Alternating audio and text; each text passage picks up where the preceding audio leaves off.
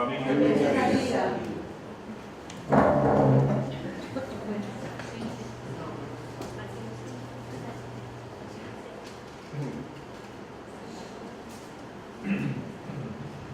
Bien, el tema que vamos a introducir hoy es sobre las nulidades matrimoniales, pero nos interesa mucho, este es el tema de base, nos interesa mucho enfocarlo desde el lado de la validez del sacramento del matrimonio, descubriendo el amor de Dios en la historia de lo que no fue.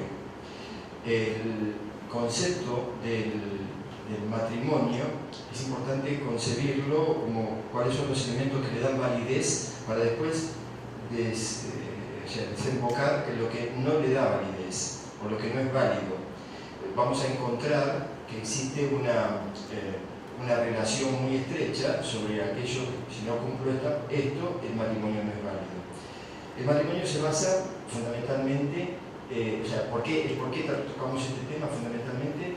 Es porque vamos a hacernos eco y vamos a tomar un poco el guante que arrojara el Papa Francisco en su documento, en donde nos dice, en el número 244, que hay que atender, hay que armar estructuras para atender a las personas que tienen la posibilidad de estar en este tipo de problemática y que necesiten orientación y contención, nosotros agregamos también preservación, para la posibilidad de que su matrimonio pueda llegar a no ser válido.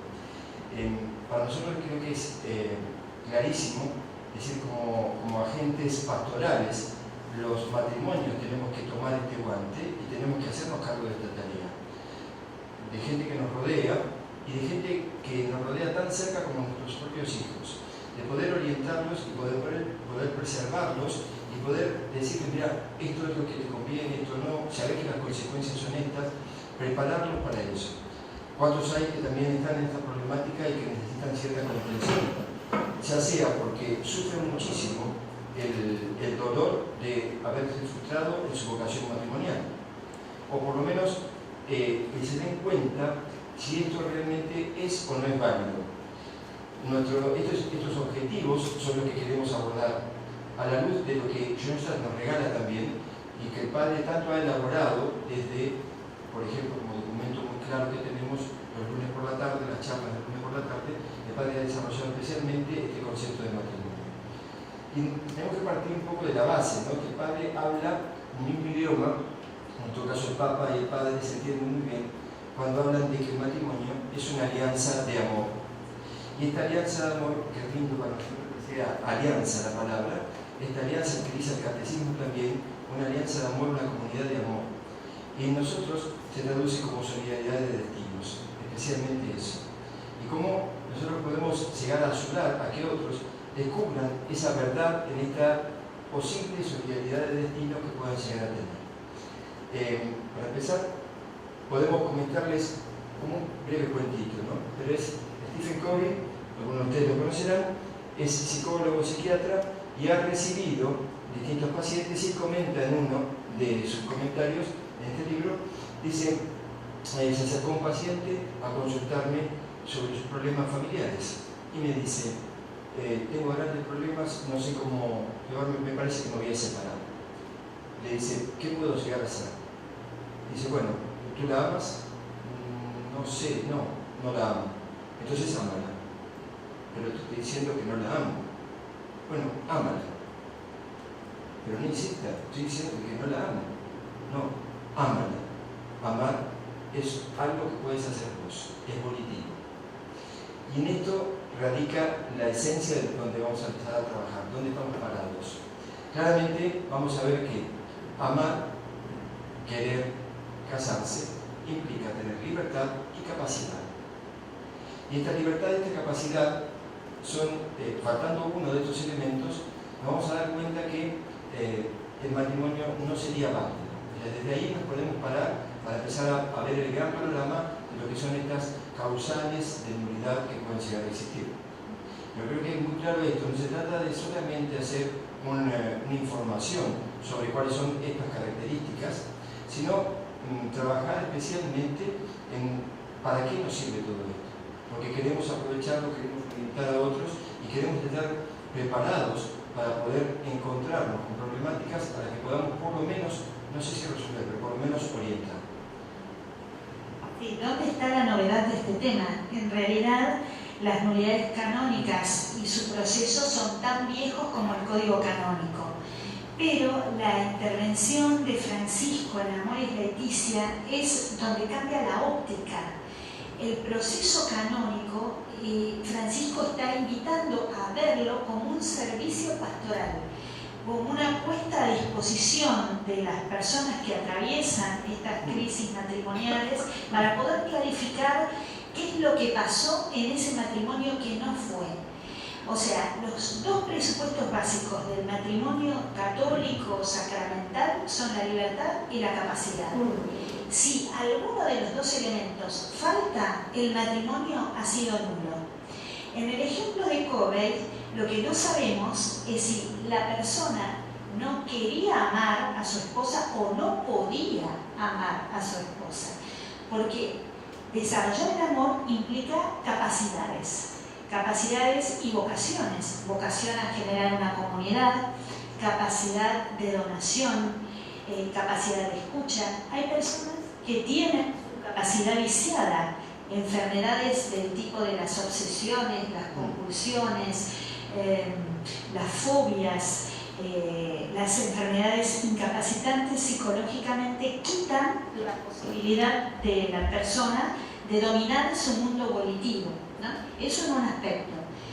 Y por otra parte hay un montón de situaciones por las cuales la persona a veces no es libre de elegir el matrimonio y llegan al matrimonio como una escapatoria a una realidad personal o social que les muestra el matrimonio como única puerta de salida. Entonces ahora vamos a ver que de esos dos presupuestos se derivan todas las causales de nulidad. Entonces, como decía Marcelo, el objetivo de la presentación de hoy es verla como en tres niveles. Uno, informarnos para poder orientar a otros.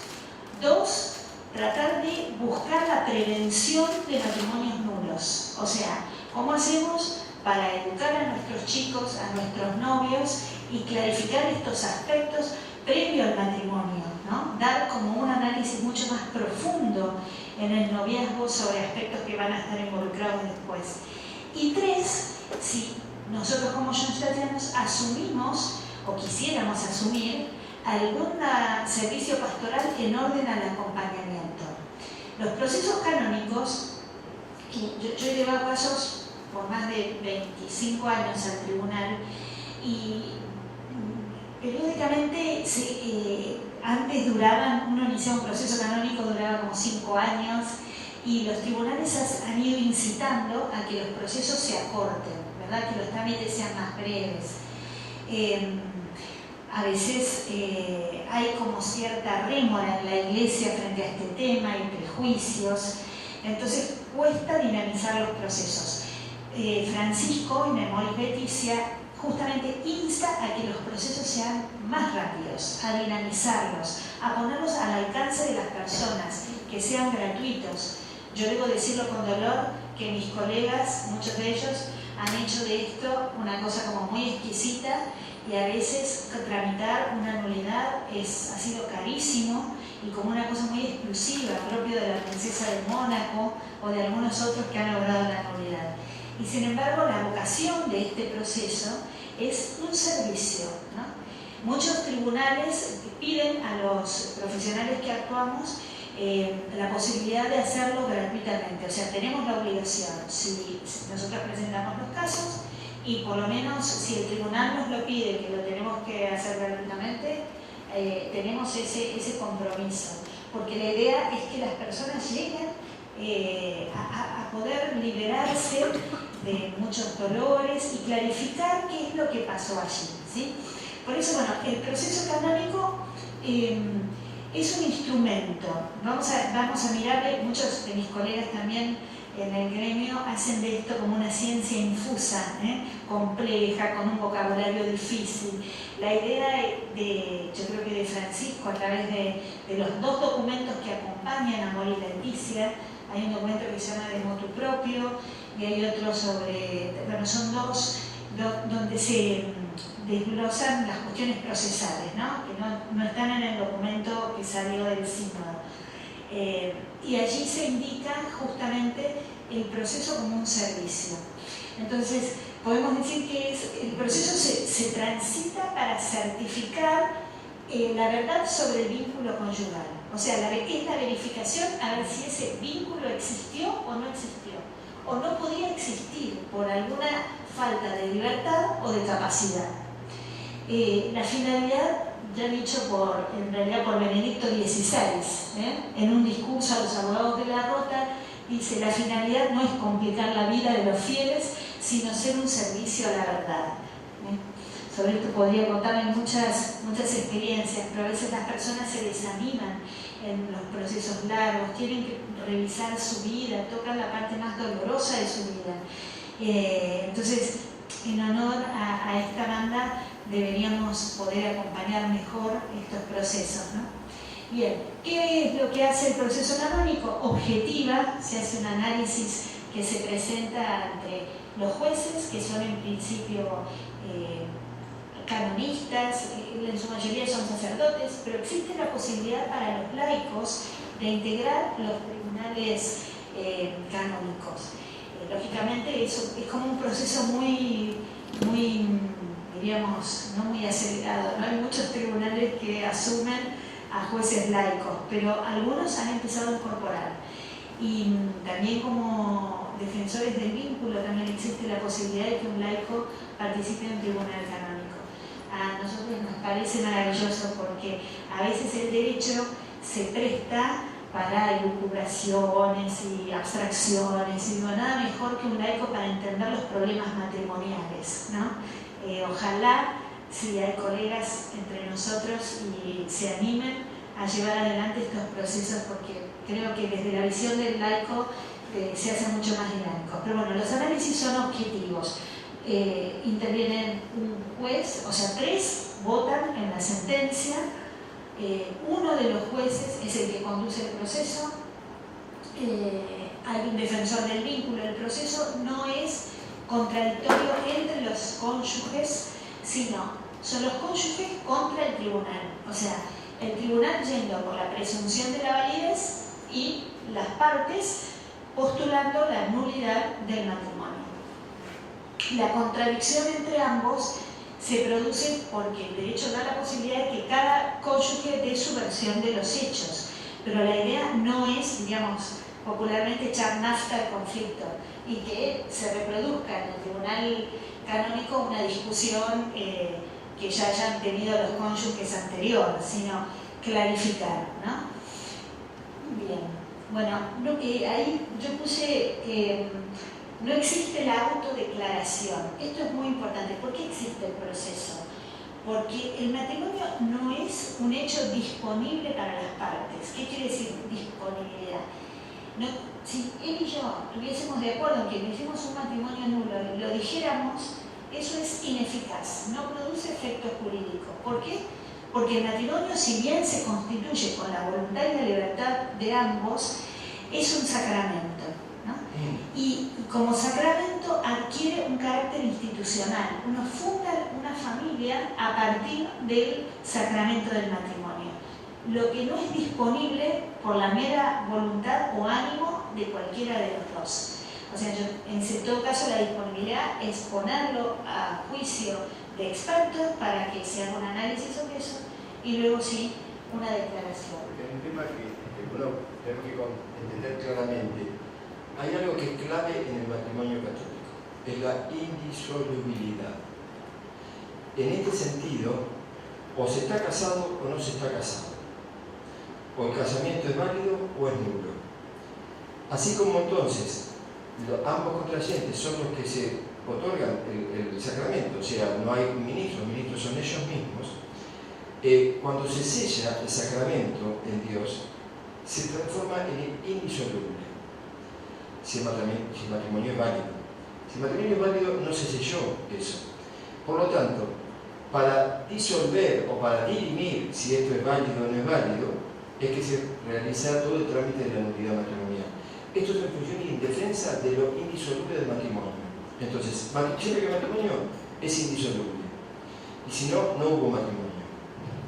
No obstante, hoy a la mañana estuve en el taller del padre Humberto Manter y lo que dijo en la charla de la mañana es clave para este tema. La indisolubilidad se construye porque la gracia no es magia, no es que la gracia del sacramento hace que el matrimonio sea válido. La intervención humana es sustancial en la constitución del sacramento.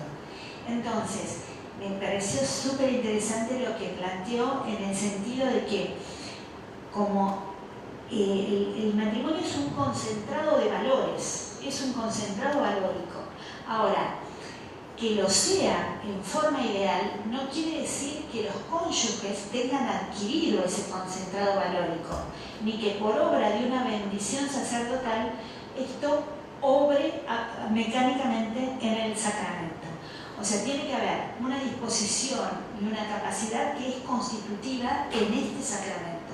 O sea, como en ningún otro, la voluntad, la libertad y la capacidad son constitutivas. Es parte de la definición del sacramento. Por eso esto es importante pensar y transmitirlo, ¿no? La gracia del sacramento opera sin ninguna duda y Dios asiste y regala al matrimonio las fuerzas como para construir un matrimonio válido, pero no son automáticas por el solo hecho de pasar por la iglesia. O sea, acá implica una preparación y una construcción sobre el tema de la indisolubilidad. Y vamos a avanzar más rápidamente porque ya Verónica me empezó a decir. Bien, hay dos desinterpretaciones también en torno a este estándar de indisolubilidad. Yo las pongo a disposición de ustedes como para debatir. Como el matrimonio católico tiene un montón de principios que nosotros sostenemos, que ahora vamos a ver que son los constitutivos, ¿no es cierto? La educación, la generación y la educación de la prole, la comunidad de vida para toda la vida, la indisolubilidad, la exclusión. Hay una corriente que dice que ese es un estándar muy alto para el común de los mortales, ¿no? Que el matrimonio católico es para unos pocos que pueden entender de qué se trata y que se disponen a pasar por el matrimonio católico con mucha formación. En realidad, por eso es tan esclarecedora la presentación que hizo el padre Marcho. Yo pensaba comentar esto también. En realidad, como la indisolubilidad se construye y es un proceso, parte del entendimiento de qué se trata la nulidad es analizar en qué proceso o en qué circunstancias se toma la decisión de casarse. Porque justamente podría pasar que los que decidieron casarse no estaban en condiciones de poder hacerlo, por más que asumieron públicamente que sí. ¿Se entiende la diferencia? O sea, el trabajar en la indisolubilidad significa ser conscientes de qué tipo de matrimonio voy a construir y sostener esos valores. O sea, que no es solamente una cuestión de conciencia, sino también de poder hacerlo, ¿no? Bien. Y también se interpreta lo de las nulidades como una suerte de regularización. No, que haga la nulidad, así regulariza su segunda unión. Esa no debería ser la motivación. O sea, esta mañana también lo dijimos, en general el que se acerca a plantear la nulidad canónica lo hace porque tiene una profunda fe. El 90% de los matrimonios que se disuelven en el mundo no buscan la nulidad canónica. El que llega o piensa en esto es porque tiene una fe, tiene el anhelo de volver a los sacramentos, y puede ser que tenga una segunda unión estable que seguramente quiera regularizar también, pero básicamente la motivación debería ser las dos primeras. Puede ser que no quieran casarse. Claro. Que quieran disolver su matrimonio, pero no están buscando volver a unirse otra vez, o sea, volver a casarse. Yo he tenido varias personas que he acompañado que simplemente quisieron presentar la nulidad, clarificar el tema y no tenían voluntad de volver a casarse. Inclusive muchos de los condicionantes justamente esa es la palabra, pone en duda la posibilidad de una segunda unión. Eso no lo dije a la mañana y lo quiero decir hoy porque me olvidé de algo sustancial. No siempre la resolución de una nulidad canónica da nueva actitud nupcial. O sea, podría pasar que el tribunal advierte cuál es la causal y supongamos que sea una incapacidad psiquiátrica seria. O sea, sería una contradicción darle la actitud nupcial a la persona para que vuelva a tropezar con la misma piedra. O sea, es muy duro poder plantearlo, pero es una realidad. O sea, podría pasar que la nulidad exista, pero que no se tenga la actitud nupcial.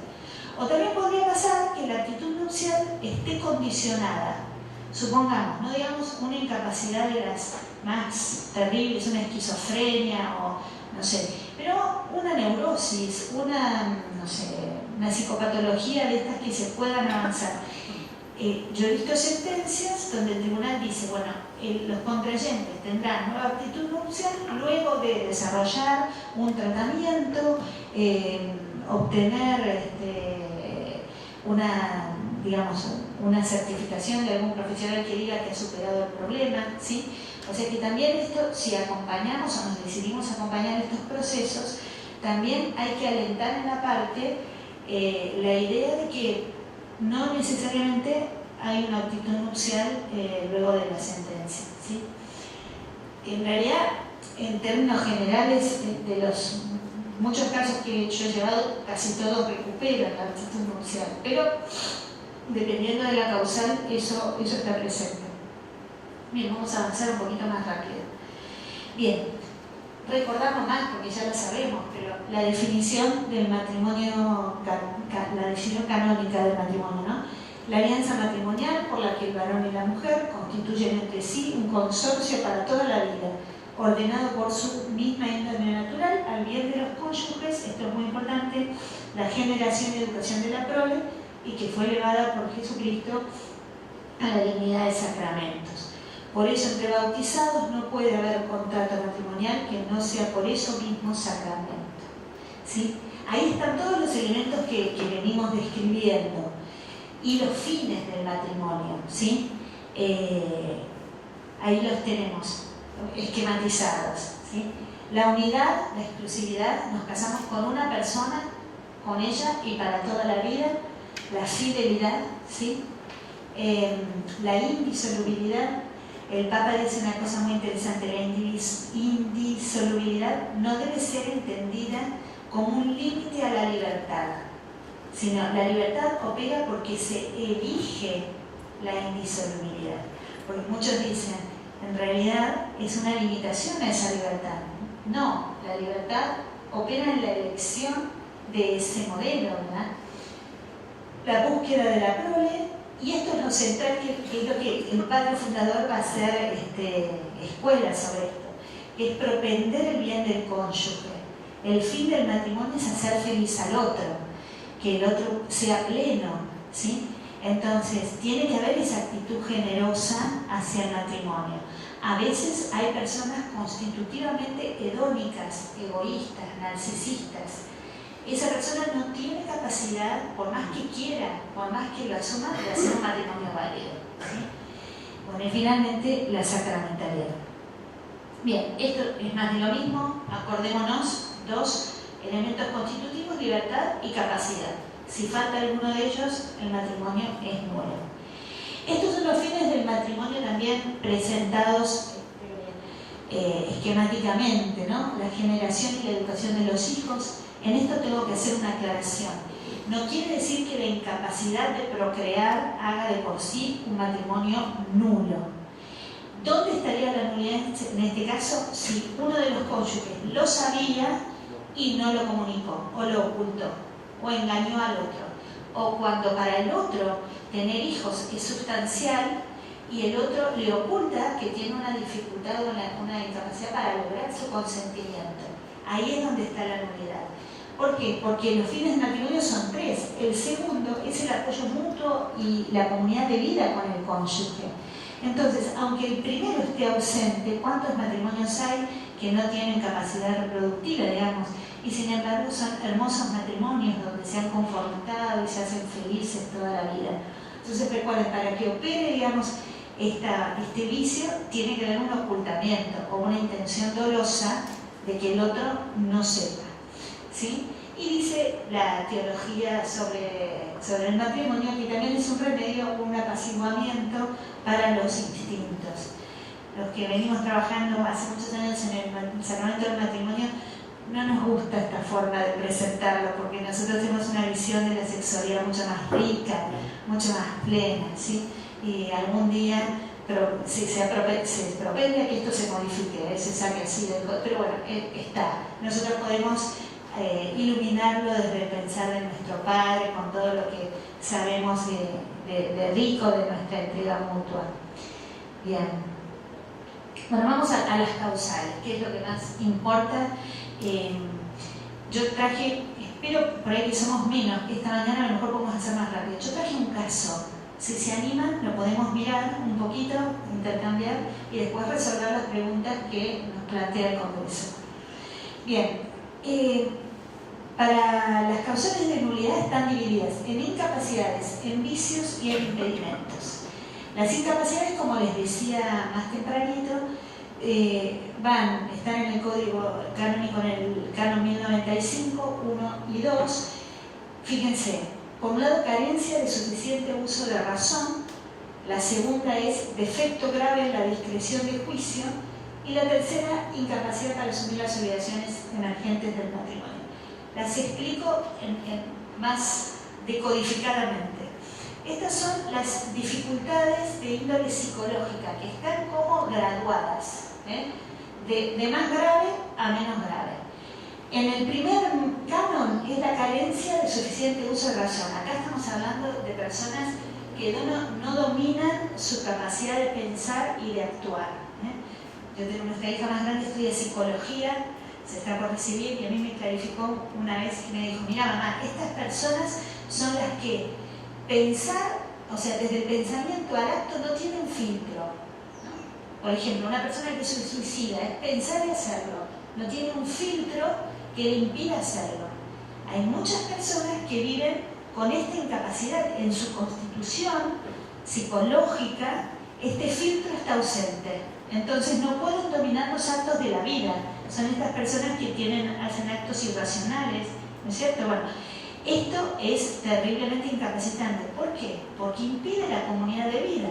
¿Cómo voy a armar una comunidad de vida con una persona que no domina lo que hace, lo que piensa? O sea, es muy complejo, pero verdaderamente es así.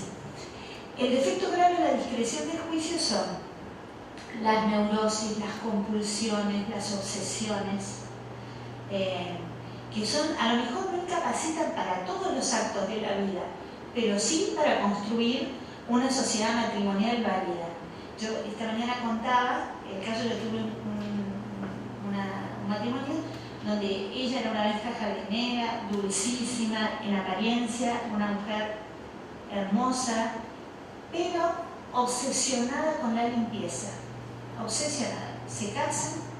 Claro, ¿y cómo se empezó a revelar? Esta mujer no soportaba la mínima tierra sobre los muebles, sobre su cuerpo. El matrimonio tuvo hijos y esta señora lavaba a sus niños con químicos, con lavandina, esterilizaba la ropa. O sea, la ropa la ponía a hervir y la ponía en el horno. Una cosa, imagínense lo que significa construir esa es una obsesión incapacitante. Hay otras obsesiones que lo son, pero que no todos alguna obsesión tenemos. Cada uno puede revisarse. Ya no asusté porque yo soy obsesiva. Bueno, no cualquier obsesión incapacita, ¿sí? O sea, esto es una cuestión de medida y aquí hay que asistirse con profesionales que nos puedan decir cuán incapacitante es una obsesión o una neurosis. Pero sepan que ese es el mundo. Las fobias también, personas fóbicas, todos también tenemos alguna fobia, pero hay que ver cuál. Lo sé, lo fantástico ver Marcelo. Sí, cuán incapacitantes son. O sea, es una cuestión de grado. Yo puedo ser un poquito celosa y a veces hasta es un gesto de cariño, ¿no es cierto? ¿No? Ahora, si eso no me permite confiar, no permite construir no sé, un mínimo de entendimiento, es incapacitante, ¿sí? Y finalmente, incapacidad para asumir las obligaciones emergentes del matrimonio. Aquí estamos hablando de la madurez. Esto es la ponderación, la capacidad de poderme representar las consecuencias de lo que hago. Esto es interesantísimo, porque esto se construye. La madurez se construye.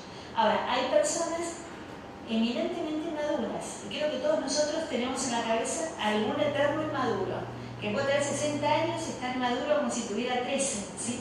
¿Por qué? ¿Y dónde está la inmadurez? En que no entiende la consecuencia de lo que hace, o vive así como si no hubiera consecuencias en la vida. Ese es el inmaduro crónico, ese es el que está incapacitado.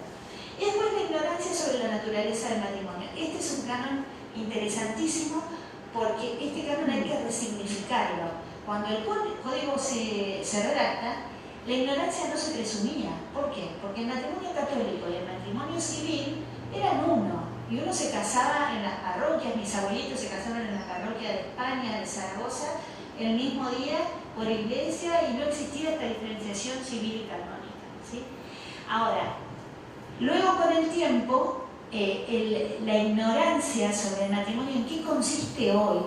No es en qué es un matrimonio, digamos, en la unión del hombre y la mujer. La ignorancia parte de cuál es ese concentrado de valores que implica el matrimonio y esta cuestión de fe sobre el matrimonio. Entonces la ignorancia, hoy los tribunales la están reinterpretando.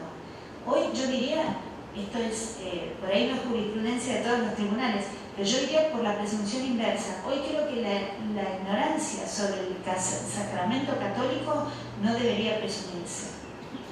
Presumirse, ¿qué quiere decir? Que uno acepta que todo el mundo sabe de qué se trata.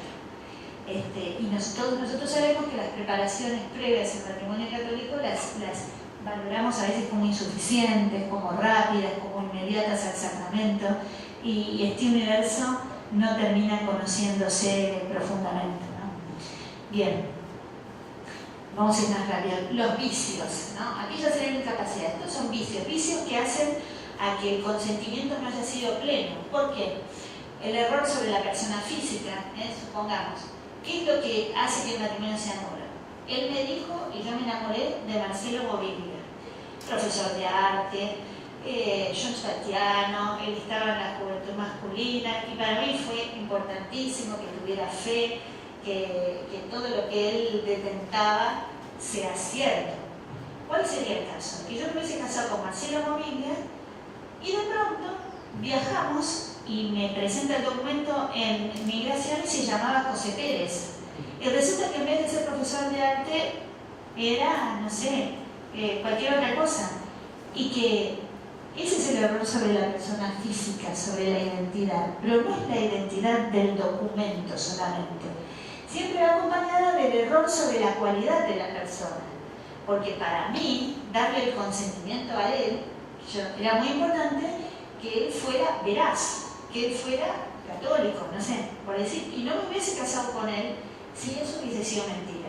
¿Se dan cuenta por qué vicia el consentimiento? Porque yo no pude dilucidar con quién me casaba, ¿sí? Esta es una causal que funciona mucho en las causas de nulidades. ¿Por qué? Porque hay cierta simulación, no es el común, pero puede haber una simulación para obtener el consentimiento del otro, porque el otro representa un entorno social. Entonces yo me presento hacia ese entorno social con determinadas características que en definitiva no son, ¿sí? Porque hay 1000 formas de darle una vuelta al error sobre la persona. Estos dos vicios generalmente van acompañados por este que es el dolo. El dolo es la intención de dañar o de engañar, de falsear o de engañar, hacerlo con intención, ¿sí? El error del derecho, ¿qué sería? Que yo creo que él es soltero y resulta que estaba casado. Y estas cosas en nuestra iglesia pueden pasar. ¿Por qué lo digo? Porque no existe un registro único de matrimonios católicos. Uno puede casarse, por decir, en España, haber tenido una familia, divorciarse, venirse a Latinoamérica y empiezo de nuevo, total, quién sabe, no existe un registro de matrimonios católicos, los registros son parroquiales, porque estas cosas de la Iglesia tenemos que trabajarlas con la estructura del siglo pasado. Hoy podríamos hacer eso, ¿no? De hecho, los sistemas de identificación civil lo hacen. Bien, y eso da lugar a posibles simulaciones. Bueno, otros vicios. La exclusión de la prole, es decir, no quiero tener hijos, ¿sí? La exclusión de la fidelidad. Yo conté un caso también para una pareja, se casa, pide la nulidad, y entre las pruebas que aporta ella, en el momento en que dan el sí, él dobla los dedos y lo pone por detrás. Con tal mala suerte que para él que el que filmaba la fiesta y todo lo demás, capta el momento. O sea, este señor estaba excluyendo la fidelidad, le estaba diciendo sí para toda la vida, que yo cruzaba los dedos como, no sé, en sus países, como es, pero en el mío, esto es como pido gancho, decimos, ¿no? Como excluirnos de la norma. Eso estamos excluyendo un punto central del matrimonio católico. Bueno, la exclusión del sacramento es la derivación de esto. La violencia física, el casarse conminado, amenazado. Hoy este canon también se está reinterpretando, porque hoy también aquí entraría la violencia psicológica. Si no me caso con vos, me mato. Esto no es de novela, ocurre. Personas que tienen, o si no me caso con vos, mi vida no tiene sentido, te pongo contra la pared, te hago responsable a vos de mi fracaso personal. ¿Cuántas personas se sienten obligadas a casarse porque la otra persona amenaza? ¿Sí? Y esto es miedo. Y el miedo tiene una variante interesantísima, que es el temor reverencial, que puede ser el miedo a estar excluida, no sé, si mi familia es recontra católica, mis padres participan de Schoenstatt, de la parroquia, qué sé yo, y yo no puedo salirme de eso, aunque no estoy convencida de eso, y a lo mejor por temor reverencial es ese que imprime una autoridad para mí, al cual temo más de defraudar que de hacer mi vida libre. Muchas parejas a veces se casan por temor reverencial a sus padres, a algunas figuras dominantes de la iglesia o de su educación, ¿sí? Y no se animan a ser libres. El caso que les traje tiene que ver con eso. Bueno, otros impedimentos. La edad, ser menor de 14 y de 16, eso también es relativo. Los impedimentos se pueden dispensar, o sea, los menores pueden pedir autorización para casarse. Igual son edades muy breves, ¿no? 14, 16, también habría que revisarlas un poquito, ¿sí? Hoy son más niños a los 14 y a los 16 que hace 100 años. La impotencia, pero con las características que les decía hoy, no la impotencia en sí misma, sino cuando la impotencia se oculta. El ligamen es tener otro matrimonio vigente, presente, estar ligado a otra persona, no haberse, digamos, no tener vigente otro matrimonio. Disparidad de cultos, esto se ve porque existen los matrimonios mixtos, bueno, hay que ver en qué situación están los cónyuges. Bueno, obviamente, orden sagrado, los sacerdotes quedan excluidos de casarse. El voto público, ¿sí? El voto público es igual que opera como el sacramento del orden sagrado y demás. Sabemos todos nosotros cuál es el voto público. Bueno, estas son también, parecen de otro siglo, pero todavía existen. El rapto, o sea, raptar a la mujer para hacerla propia, eso es propio de otras épocas, pero hoy, con las violencias que existen, hay formas más sutiles de rapto, pero existen. Bueno, el crimen, que es casarse para cometer el crimen, ¿no? Para tener más fácil a la presa. La consanguinidad, claramente, el parentesco, la afinidad, que es una forma de parentesco un poquito más alejada. La pública honestidad, o sea, la pública honestidad incluye a las personas de vida, digamos, inmoral, ¿no es cierto? Las personas que se prostituyen, pero también el tema del ocultamiento es lo que lo hace nulo. Y el parentesco legal, o sea, no contrariamente el adoptante con la adoptada y otras formas de relacionamiento. ¿Cuáles son las dos novedades básicas de los nuevos documentos del Papa? Que son estos documentos, Mitis Judex Dominus Jesus y Mitis Misericordiae Jesus. La idea del Papa, esto, ustedes se acuerdan que previo a Moris Laetitia hubo toda una encuesta, que seguramente ustedes la recibieron en sus diócesis. Entonces de allí salen estos dos documentos que complementan las ideas de Moris Laetitia. Bueno, por un lado, la primera novedad es que bastará una sola sentencia para decretar la nulidad. O sea, lo que yo les decía, para obtener la actitud nupcial se requieren dos sentencias en el mismo sentido. Generalmente es la de la primera instancia y la del Tribunal Nacional. Ahora, con una sola, ya está. Lógicamente, ¿por qué las dos sentencias? Porque podía pasar que un tribunal era positivo y otro negativo. Entonces, en ese caso, había derecho a que un tercer tribunal pudiera revisar el caso. Y la idea de los procesos más cortos, los trámites, generar que hoy en la mañana estaba Carla Grinesi, que es otra abogada que lleva causas de nulidad en el Tribunal de Corrientes, y comentaba que ellos ya están sacando nulidades con trámites para procesos que son como más evidentes, ahorrar todo el tema de la prueba. Bueno, habría muchísimo más para decir, pero tenemos, ¿cuánto tenemos? Para cerrar todo. Si quieren, no sé, ustedes eligen qué gustan hacer. El Congreso nos pide que respondamos si la pregunta 4, ¿no? Si estaríamos dispuestos a asumir algún servicio pastoral en torno a esto. ¿Qué se nos ocurre? Si hay experiencias, quién sabe ustedes tengan algo para comentar. Nosotros habíamos propuesto también trabajar en esta, cómo prevenimos a nuestros jóvenes de los matrimonios nulos, cómo hacemos los links con estas cuestiones que estamos sabiendo y digamos cómo se trabajan con los novios, ¿no? Y bueno, y tenía el caso también como para sensibilizar un poquito. Igual todos tenemos un caso en la familia, yo digo, no necesitamos un caso extra, ¿sí? Si quieren les cuento el caso para que no lo lean, lo hacemos rápido y ustedes si quieren comentan. Sí. Perdón, me permite unas preguntitas previas para que me quede claro nada más.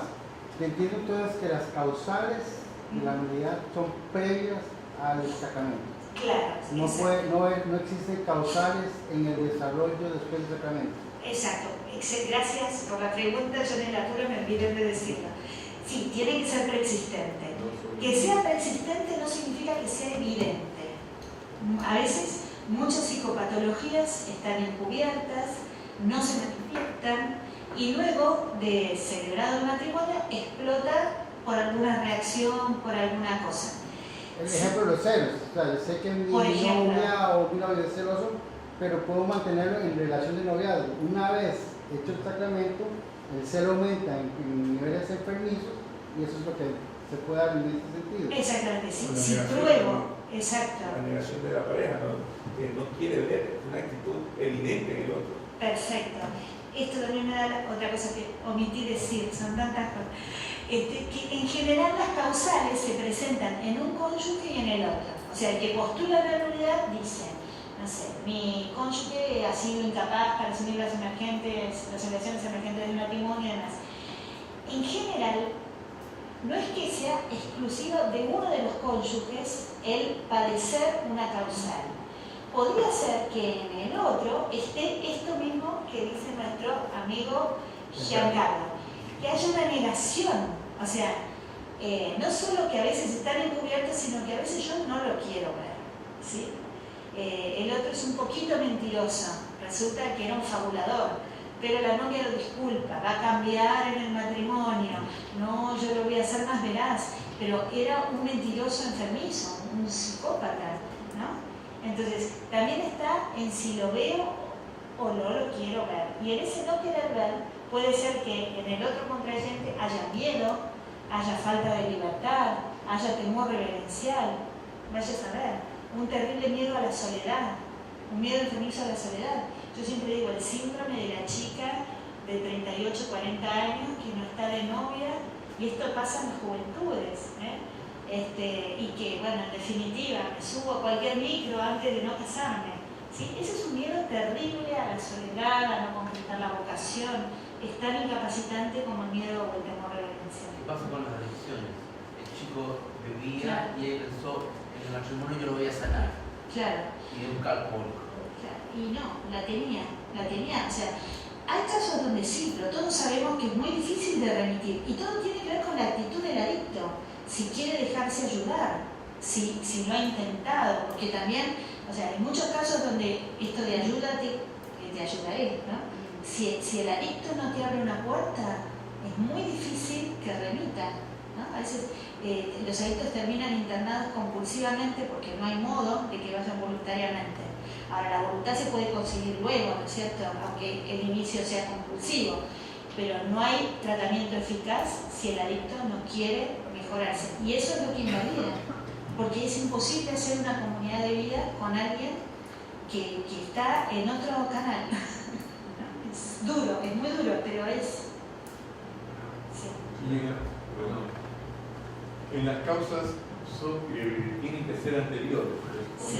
Supongamos una pareja que fue feliz, tuvo sus hijos y de repente una de las partes se convirtió en un esquizofrénico, en una persona que maltrata a su mujer, a sus hijos. Ahí Eso no hay nulidad. no hay. No hay nulidad porque además me casé en la salud y en la enfermedad.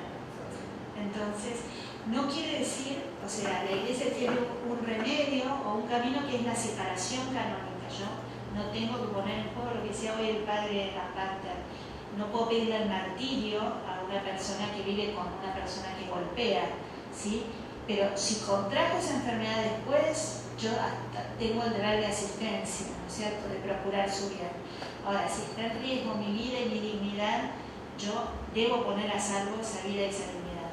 Yo tuve un caso de una persona cuyo esposo ejerció una violencia psicológica terrible. Esta persona era del Opus y una supernumeraria del Opus le estimulaba a resistir, a sostener y demás. Pero esta persona acabó enfermándose. Y yo me acuerdo que en el tribunal el juez canónico le dijo, pero ¿usted por qué no se fue antes de su casa? Porque usted tenía el deber de sostener a sus hijos también. Y se había enfermado en esa patología que le imprimía a su esposo, ¿no? Son muy difíciles, son puntos muy extremos. Yo tengo un caso por eso digo, en Schoenstatt, esto, digo, familias en salida, pero tenemos el mundo adentro, no necesitamos salir mucho tampoco, ¿no? La hermana mía del grupo de la juventud, su esposo se hizo adicto a la cocaína y ella dudó muchísimo, pero la realidad es que corrían riesgo sus hijos también, entonces tuvo que separarse. Él admitió en principio un tratamiento y demás, pero fue esquivo con la voluntad, con lo cual, bueno, muy difícil, pero ahí la separación creo que estaba indicada por la nulidad. Claro, la nulidad no, ya no. Claro. Una pregunta que tiene que ver más allá de la nulidad, porque a veces en los procesos de nulidad se decreta la nulidad y quedan los hijos. Es decir, y hay un efecto en los hijos que dicen mis papás que estaban casados y ya no están.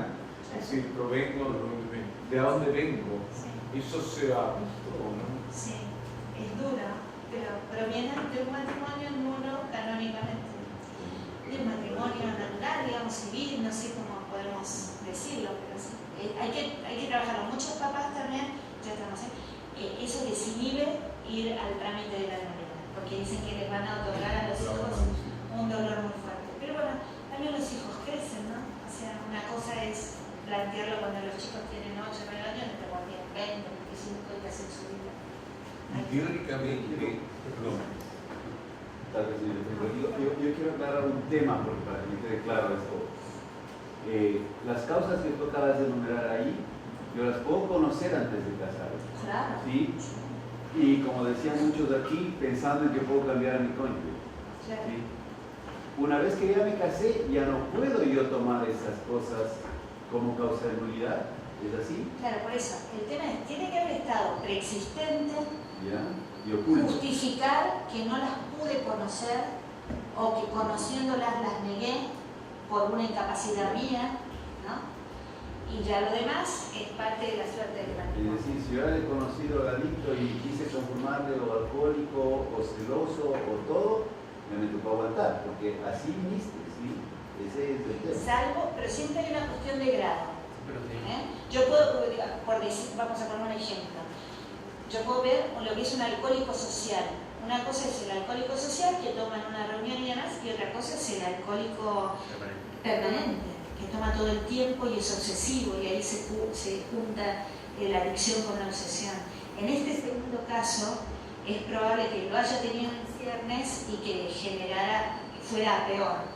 Ese caso es más invalidante.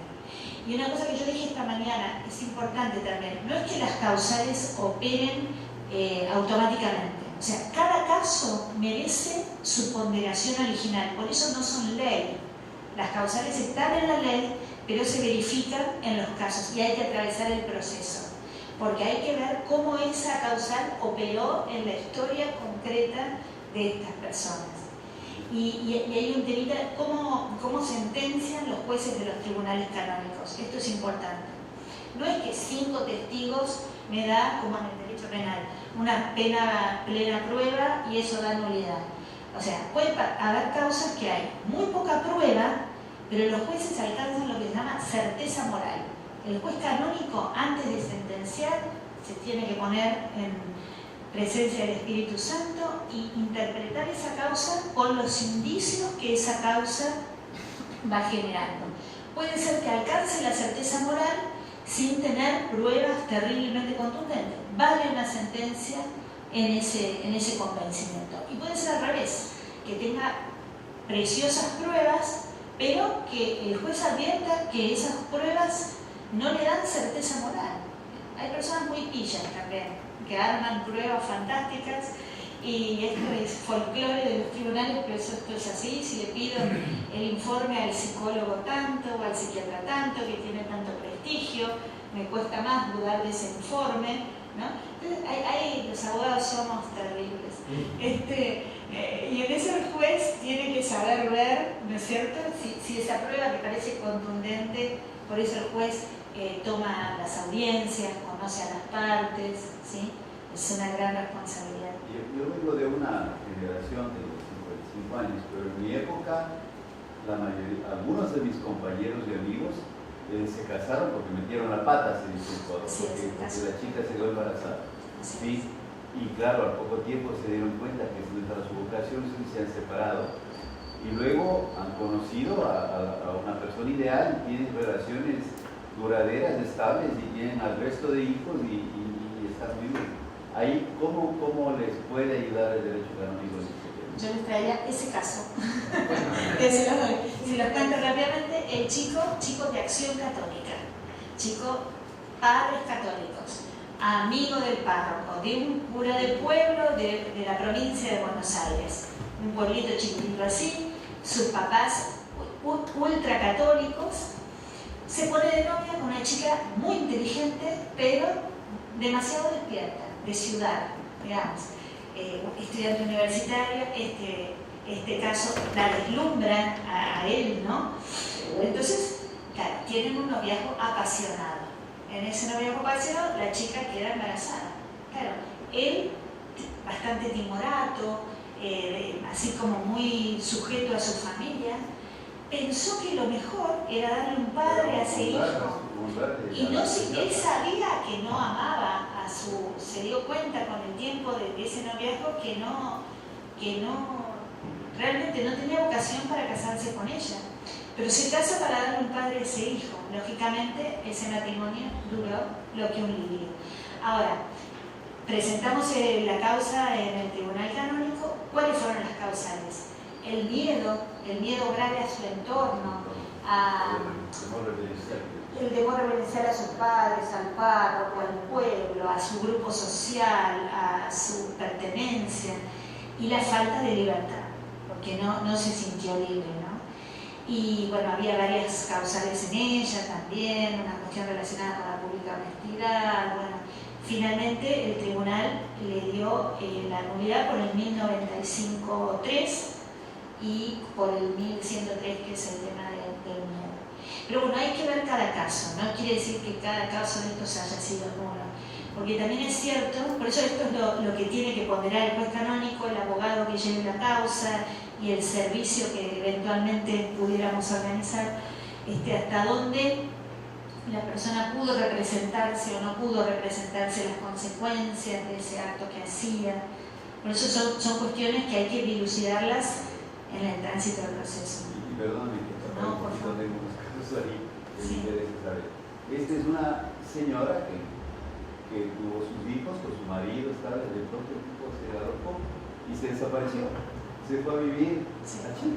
Claro. Sí, y va 20 años allá que no ha dado muestras de vida ni de nada, ¿no? ¿Qué pasa ahí cuando hay un abandono de parte y parte? Porque también la mujer puede agarrar sus trastos y dejarle a uno con los hijos. ¿Puede ser causal de, no es? No, el abandono de por sí no. Y la Sí. declaratoria de presunción de muerte civil. Sí, eso sí, bueno, hay un proceso que es igual que en lo civil en lo canónico, presunción de muerte cuando ha desaparecido uno de ellos. En Argentina tenemos una historia fuerte en ese sentido con la dictadura militar y tantos desaparecidos, y la Iglesia tiene un proceso de presunción de muerte. Permítame otra pregunta. Perdón, Sí. padre. La nulidad, si no se da, le dice, cabe la separación. Sí. ¿Esta separación también es declarable por el tribunal o Sí, simplemente de hecho? Sí. No, la mayoría hace la separación de hecho y en los tribunales civiles, pero tú puedes ir al tribunal canónico y hacer decretar con una sentencia del tribunal la separación. Eso a muchas personas le da como Una libertad moral para...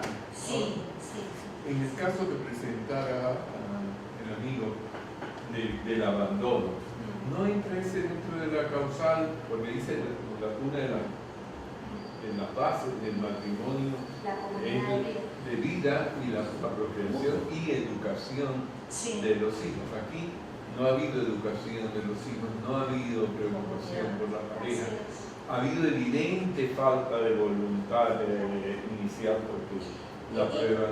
Es buena. ¿Cómo es la técnica? Si yo estuviera en un caso así, ¿qué buscaría?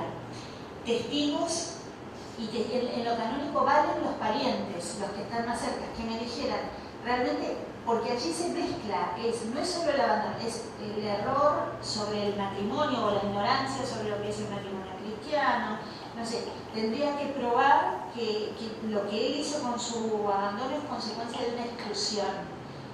Lo difícil es la prueba ahí, ¿no? ¿Cómo pruebo que él excluyó el sacramento al momento de... Pero, Que no fue lo posterior. exacto, que no fue algo posterior.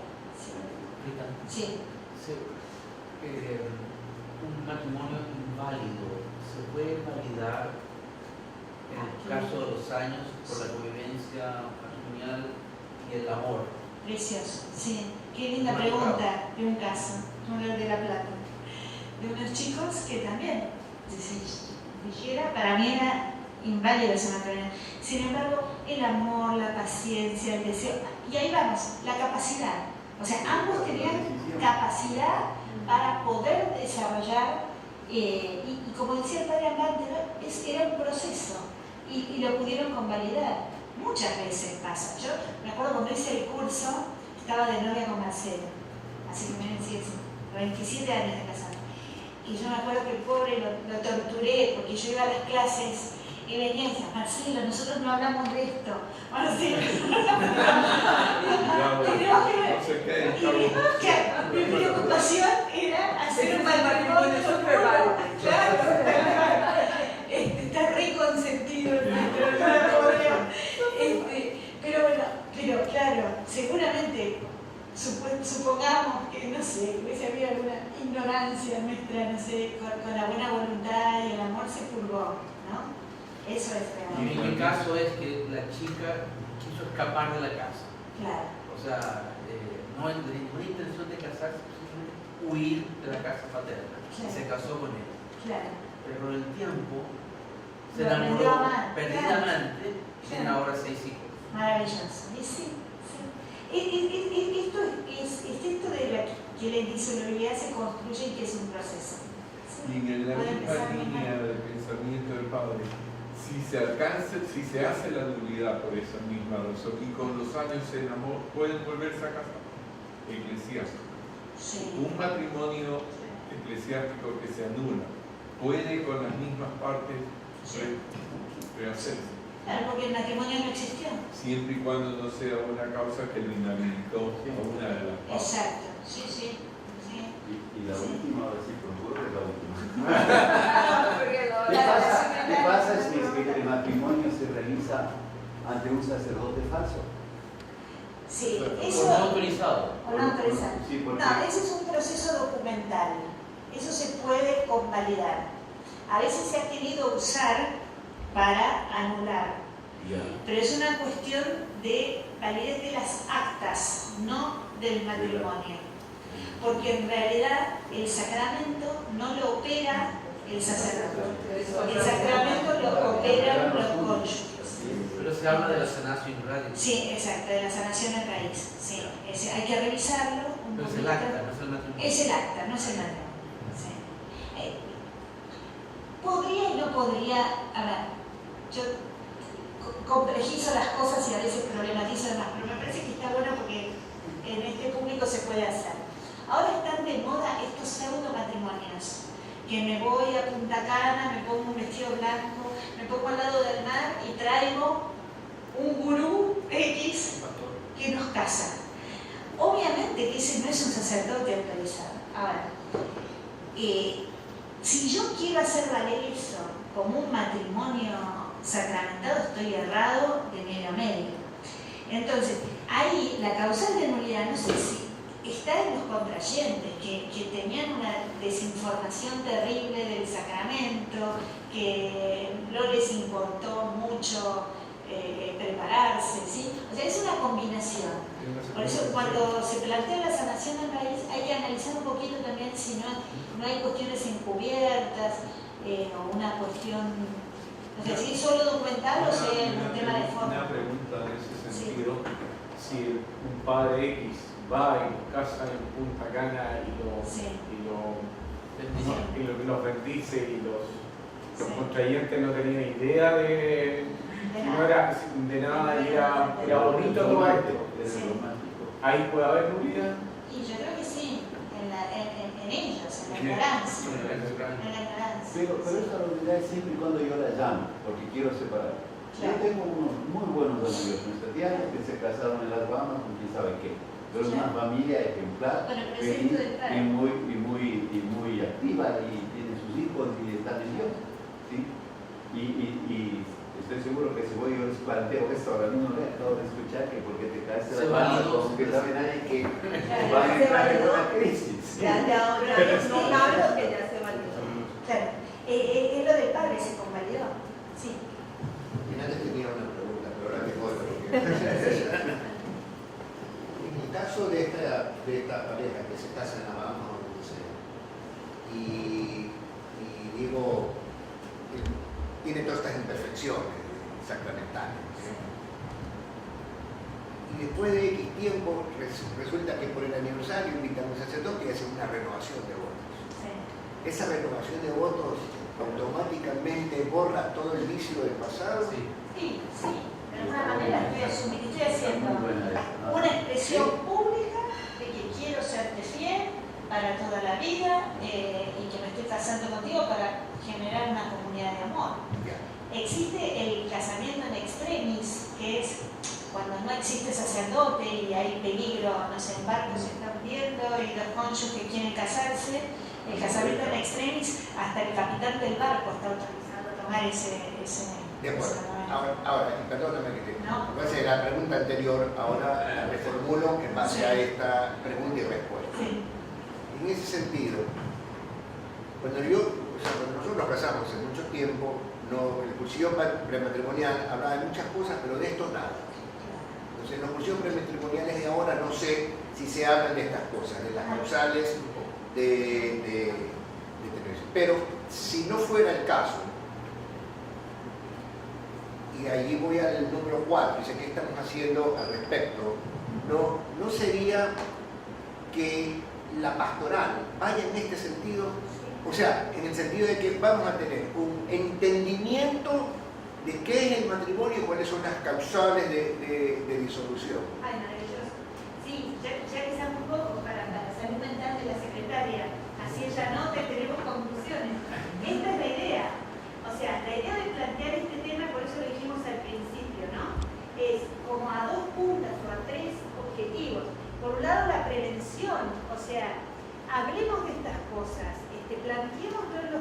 prematrimoniales, que sea parte de la preparación, ¿sí?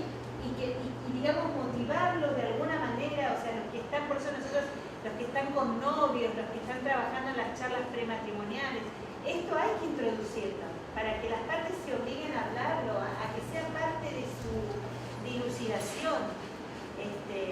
Y ojalá esto sirva, ¿no es cierto? No como una amenaza, ojo que vamos a hacer un matrimonio nulo, pero sí como una idea de fortalecer el sacramento. Cuanto más consciente, más asumido esté ese sacramento, no solo más válido, más feliz será.